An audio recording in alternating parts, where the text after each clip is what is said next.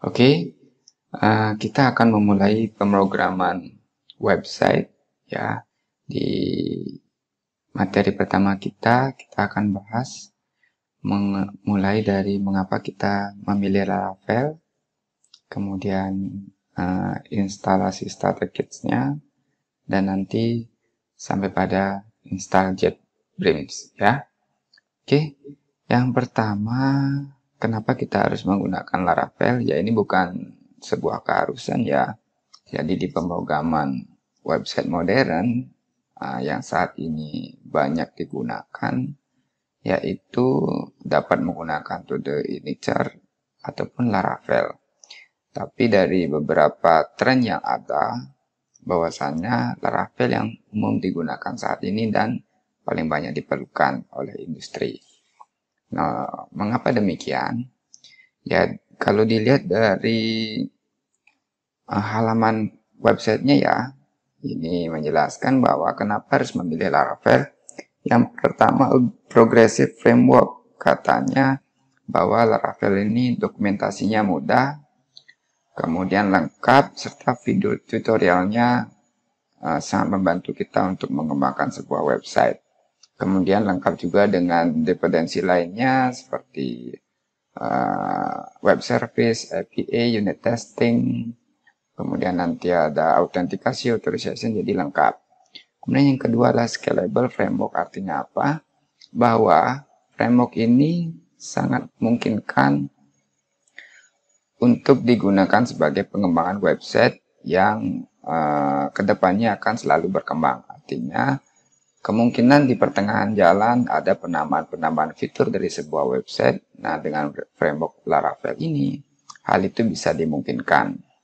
Nah, mereka menyediakan sebuah platform lagi namanya Laravel Vapor. Jadi, sebuah Laravel, sebuah framework atau dependensi lain dari Laravel yang memungkinkan kita untuk membuat fitur-fitur lebih dinamis lainnya. Kemudian yang berikutnya juga community framework Laravel ini sangat banyak, sehingga ketika kita menemukan masalah, kita dapat mencarinya di berbagai sumber yang ada, baik itu Stack Overflow maupun community lainnya. Kemudian juga terkait keamanan, jadi mengapa Laravel saat ini sampai ada di versi 8, yaitu juga terkait dengan pengembangan atau kebocoran keamanan yang selalu diperbaiki oleh Laravel ya. Jadi itu beberapa pilihan atau dasar pertimbangan yang mengapa di pemrograman website kali ini saya akan mengantarkan dengan sebuah framework Laravel. Tapi tentunya sebelum masuk kepada framework Laravel, maka adik-adik harus paham terlebih dahulu mengenai dasar pemrograman dari PHP, CSS, termasuk juga nanti HTML ya. Karena di Laravel 8 ini ada banyak fitur menarik lainnya berkaitan dengan pengembangan terutama UI interface-nya. Nah, nanti bisa menggunakan Tailwind CSS, kemudian Sass CSS, ada banyak pilihan. Nah, hal yang berikutnya yang mengapa memilih Laravel, jadi Laravel ini memungkinkan untuk pengembangan sebuah aplikasi front-end menggunakan Vue.js dan Inertia, kemudian back-end-nya juga menggunakan Laravel itu sendiri. Kemudian karena di Laravel ada API service-nya, kemudian sangat memungkinkan juga untuk full stack developer. Jadi front-end maupun back-end-nya dijadikan satu ya. Oke, kita akan mulai. Jadi apa yang harus kita persiapkan untuk dapat menginstal Laravel? Jadi yang pertama, ini saya buka dulu ya. Jadi yang pertama adik-adik harus menginstal Composer dulu. Jadi dapat diakses dari websitenya langsung. Nah, installnya pun sangat mudah menggunakan exe maupun command line. Kemudian yang berikutnya ya, jadi Composer ini adalah sebuah package manager untuk pemrograman PHP. Jadi kita nggak perlu sulit-sulit untuk nyari download resource, kita cukup menggunakan Composer. Dan yang berikutnya ada npm, jadi ini adalah package manager untuk bahasa JavaScript. Ya, jadi adik-adik bisa download di npm.js-nya. Ya, ini juga mudah, bisa exe, juga bisa command line ya. Berikutnya adalah kita perlu MySQL dan PHP-nya. Ya. Nah, nanti bisa adik-adik download di Apache, bisa menggunakan WebP atau SMPP, dan pastikan PHP yang terbaru. Dan kalau kita lihat requirement-nya, dari requirement dari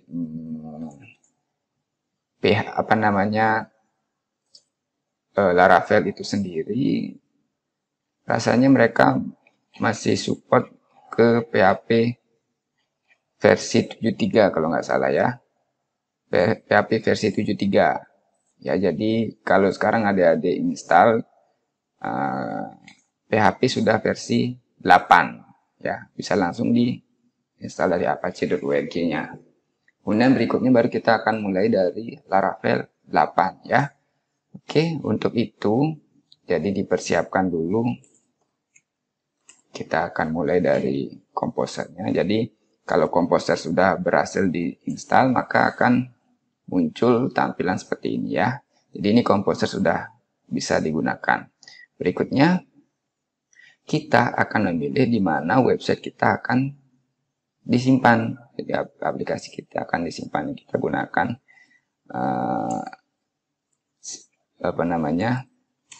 command line ya. Saya kebetulan mengumpulkan websitenya. Saya berada di folder SMPP ya. Saya install SMPP-nya di D ya. Tapi untuk Laravel tidak perlu harus di dalam htdocs SMPP ya, tidak perlu karena mereka mempunyai virtual server namanya PHP Artisan Serve ya. Jadi kita bisa gunakan itu. Jadi ini nggak wajib ya. Ya, kebetulan saja saya ingin website beberapa aplikasi saya menjadi satu sehingga saya kumpulkan di sebuah folder ya. Oke, berikutnya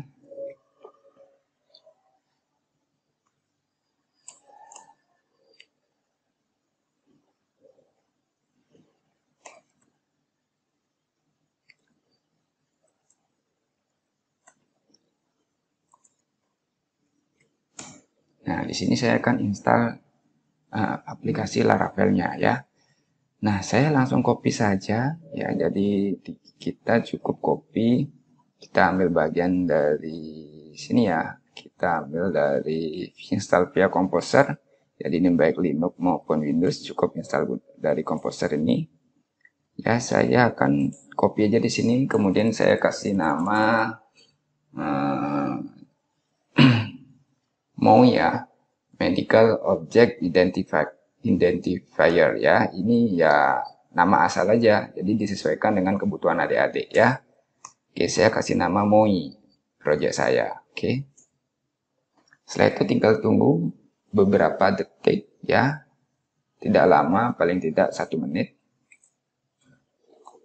Oke, ini menandakan Laravel telah sukses diinstal. Kalau sudah muncul application get successfully. Nah, ketika kita install menggunakan Composer, maka pastikan koneksi internet kita kencang ya. Jadi karena mereka dengan Composer resource di-download langsung dari online ya. Nah, berikutnya saya telah membuka sebuah IDE, jadi kita juga perlu editor ya. Saya menggunakan VS Code ya. Jadi saya buka project saya, tadi namanya adalah MOI ya. Oke. Nah, MOI ini saya bisa langsung akses dari SMPP. Nah, pastikan SMPP-nya aktif ya. Yang terpenting adalah MySQL. Nah, Apache ini boleh nggak aktif karena kita dapat menggunakan virtual server ya. Yang jelas MySQL-nya ini harus aktif. Oke.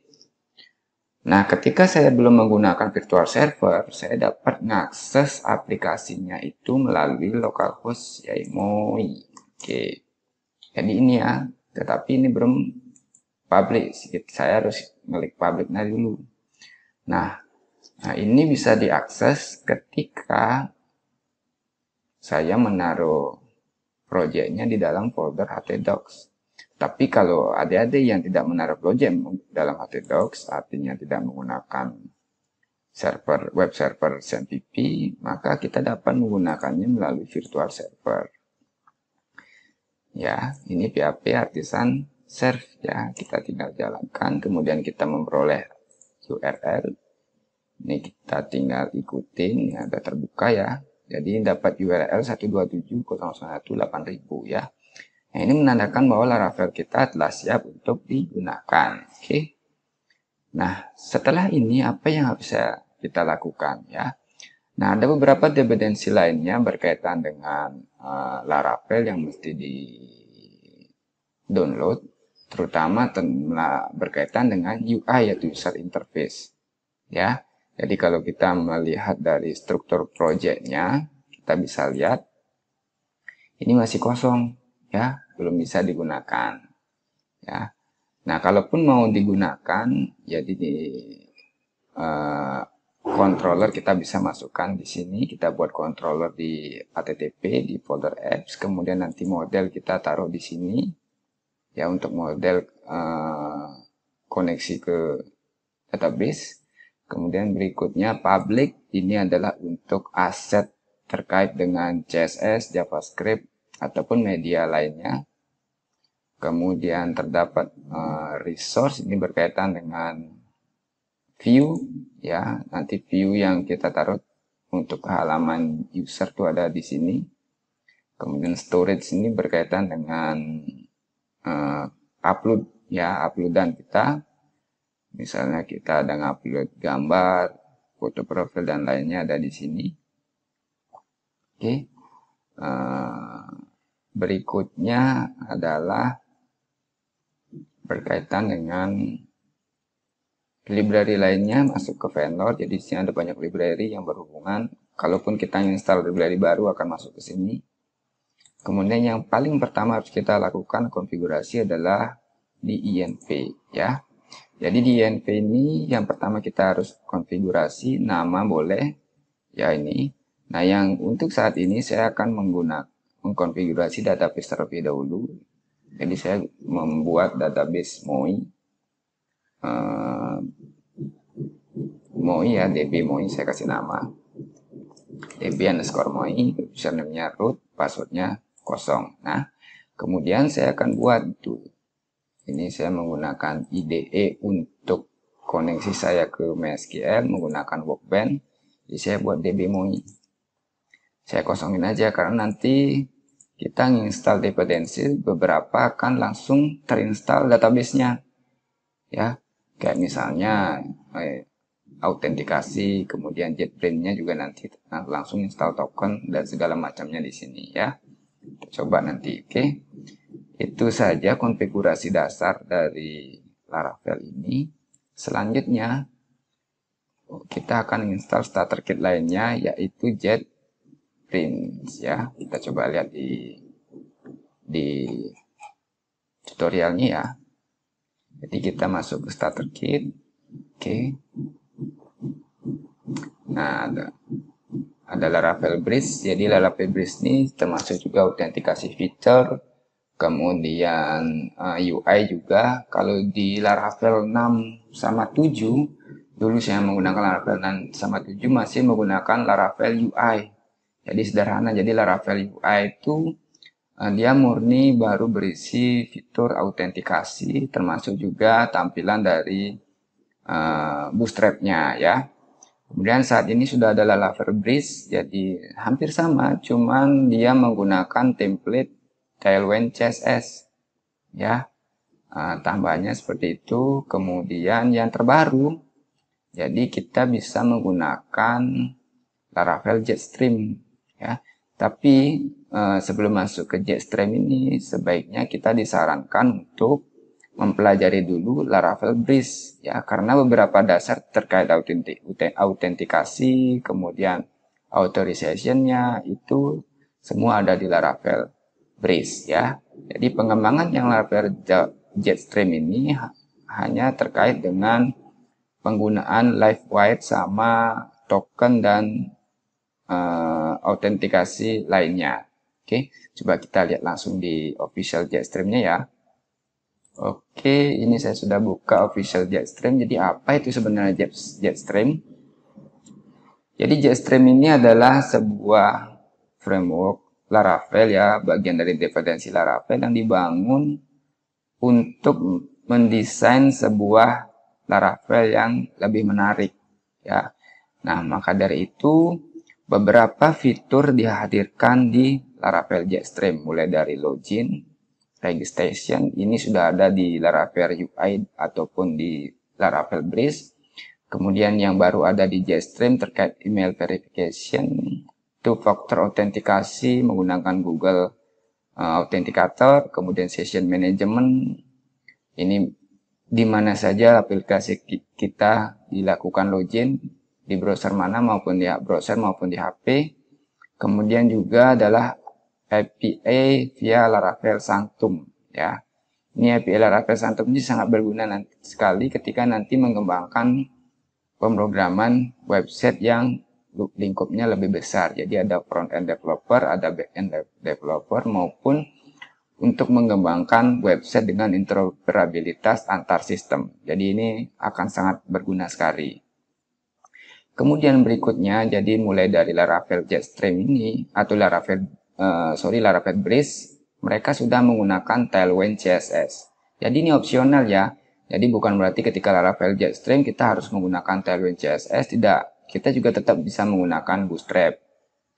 Nanti kita bisa install manual. Kemudian berikutnya adalah kita bisa menggunakan Livewire dan Inertia. Nah, apa itu Livewire dan Inertia? Jadi Livewire dan Inertia ini adalah sebuah pertimbangan dalam pemilihan bahasa terkait dengan pengembangan front-end developernya. Jadi kalau Livewire itu lebih ditekankan ketika kita memilih Laravel Blade. Jadi masih menggunakan HTML dan ada PHP di dalamnya, ada CSS. Kemudian kalau kita ingin Inertia, jadi murni udah menggunakan JavaScript, jadi Vue.js. Jadi kalau Laravel Livewire ini masih dasar, artinya apa? Masih lebih dekat dengan CSS, kemudian HTML, dan Blade. Kemudian kalau Inertia ini sudah murni menggunakan Vue.js. Jadi dengan Vue.js ini kita memungkinkan membuat sebuah single apps application ya.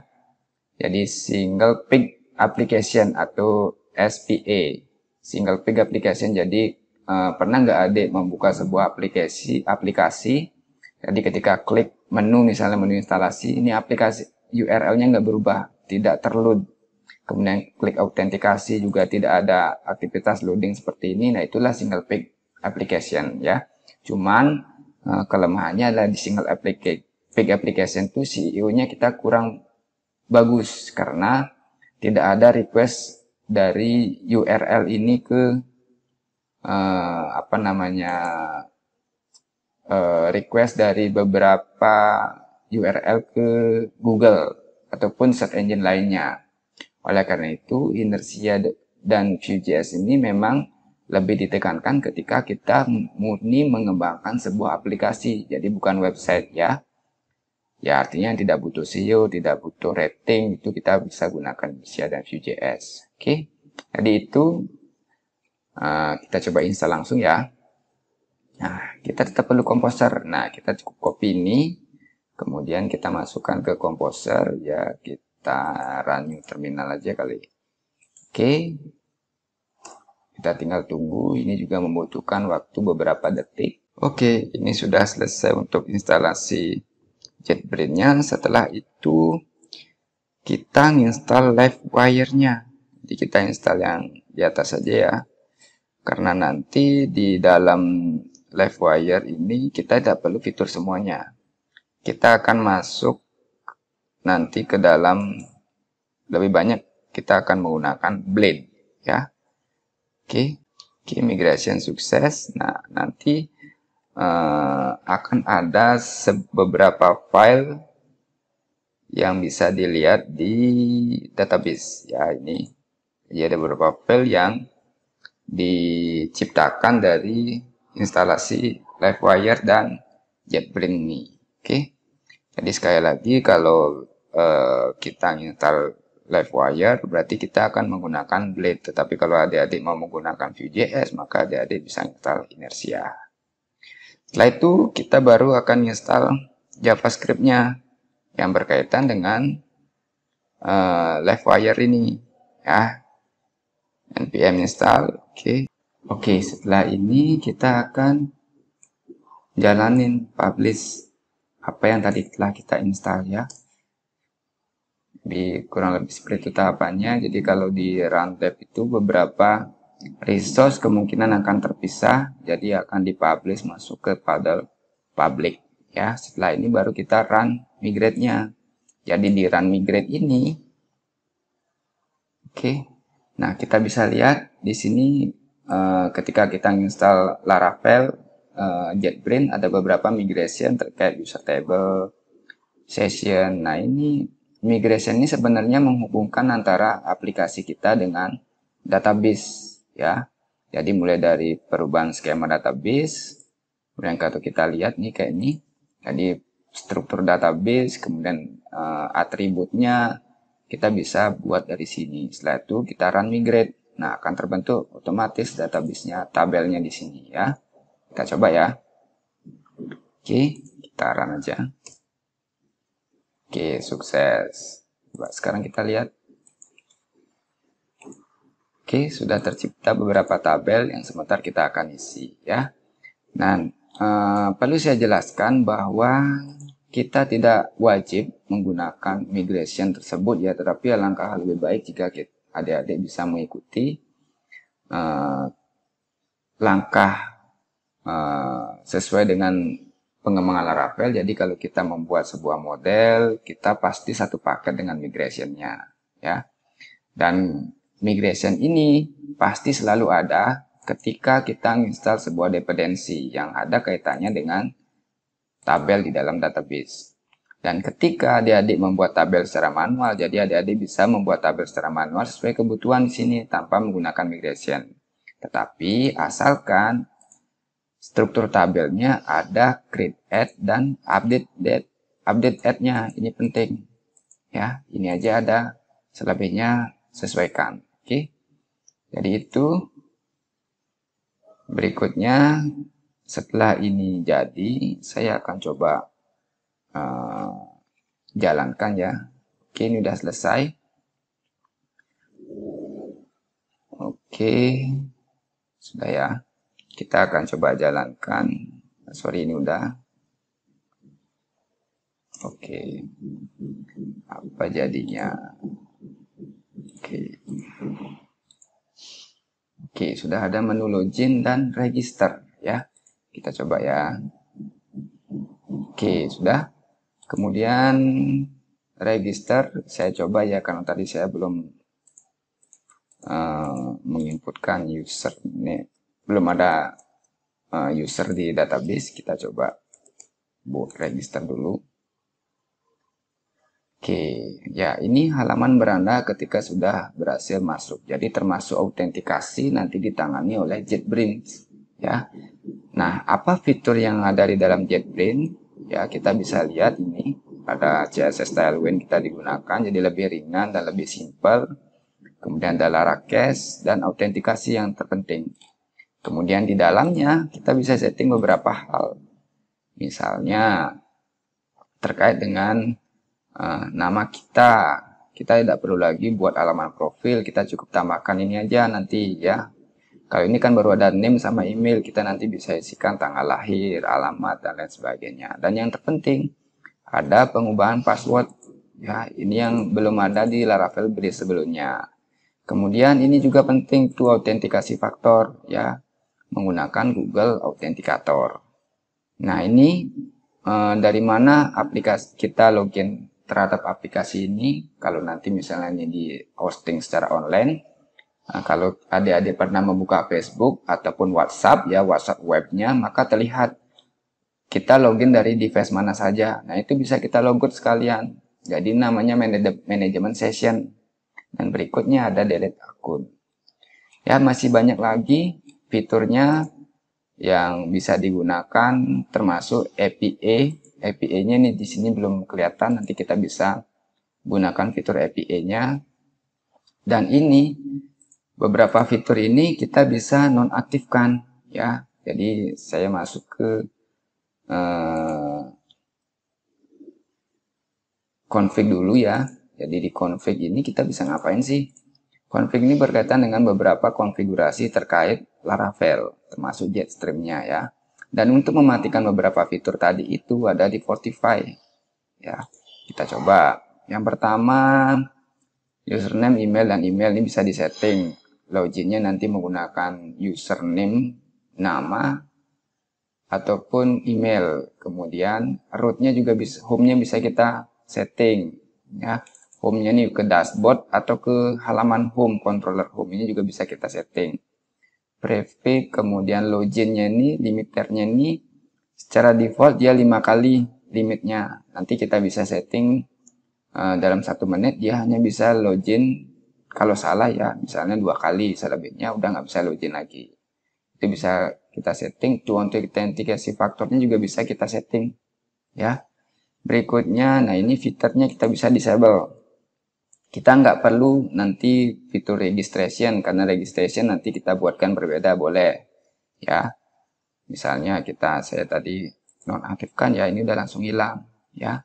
Ketika saya nonaktifkan, komen dibuka lagi. Oke. Ya, itu dari Laravel Jetstream ya. Berikutnya kita akan masuk ke materi routing, kemudian manajemen model, controller, termasuk views dan template ya. Oke, di video pertama kita kali ini cukup sampai Jetstream. Untuk nanti bagaimana kita menggunakan semua fitur Jetstream-nya ini, kita akan pelajari di akhir materi ketika adik-adik sudah selesai fitur-fitur dasar seperti manajemen database, kemudian templating, autentikasi, baru kita akan masuk ke Jetstream yang lebih kompleks lagi. Oke, demikian. Terima kasih.